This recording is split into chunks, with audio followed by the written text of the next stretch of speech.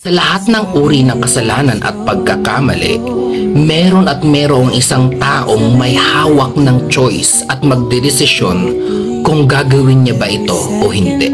Sa mundo ng pangangaliwa, ang tanging may hawak ng desisyong ito ay ang cheater. Pero ano nga ba ang motivation ng isang cheater na kahit na alam niyang ito ay mali, pinili niya pa ring pasukin ang magulong mundo ng cheating? Dito na papasok ang tatlong klase ng cheater. Ang playboy o playgirl, ang escaper, at ang thrill seeker. Sa tatlong klase ng cheater, ang playboy o playgirl ang pinakasinungaling. Dahil iba ang lumalabas sa bibig nila sa ginagawa nila. Sila yung mga makarisma at mabulaklakin ang mga salita. Sasabihin nila yung mga bagay na gusto mong marinig para ma-manipulate ka nila. Sasabihin niya, mahal ka niya, ikaw lang wala ng iba, at gagawa siya ng mga magagandang plano para sa future niyo para may mailulook forward ka sa relasyon niyo. Mahilig din siyang mangako para ikaw na biktima niya ay umasa. Pero ang totoo, wala siyang planong magstay sa'yo. At wala rin siyang intensyong tuparin ang mga sinabi at ipinangako niya sa'yo. Sila yung makakasiguro ka na hindi lang iisa ang kabit niya. Sila din yung mga malilibog at makakate na hindi makontento sa isa. At dahil magaling silang magsalita, kapag nahuli mo sila, magagawan nila ng paraan na mapatawad mo sila dahil mauuto ka nila. Bibigyan ka nila ng iba't ibang rason kung bakit nila ito ginawa. Isisisi nila sa pagkukulang ng asawa nila o sasabihin nilang inakit lang sila ng kabit niya. Basta ang goal nila, ang kasalanan, ay hindi sa kanila. Pangalawa, the escaper.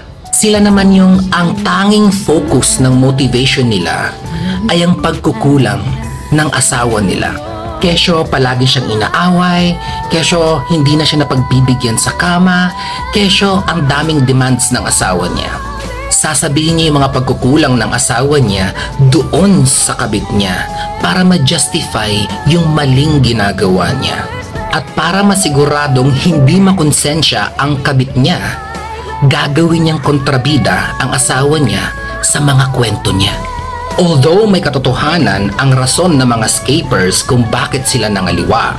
Let's say, palagi siyang inaaway ng asawa niya. Kapag hindi na siya inaaway ng asawa niya or pag nawala at na-resolve yung issue niya sa asawa niya, malaki ang chance na babalik ang loyalty niya sa original niya. Sa tatlong uri ng cheater, masasabi nating ang escaper ang may posibilidad na magbago at bumalik sa original na asawa niya. As long as na ma-resolve ang issue niya sa asawa niya. Kasi yun ang main reason niya kung bakit siya nangaliwa. Gusto niyang maka-escape sa issue niya sa partner niya.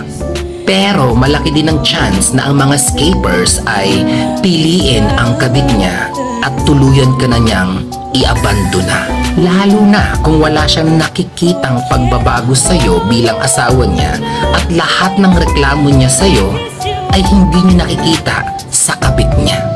Under din sa kategory ng escaper ay yung rason na hindi ka na talaga nila mahal. Kaya sila nangaliwa dahil may nahanap na silang ibang mahal.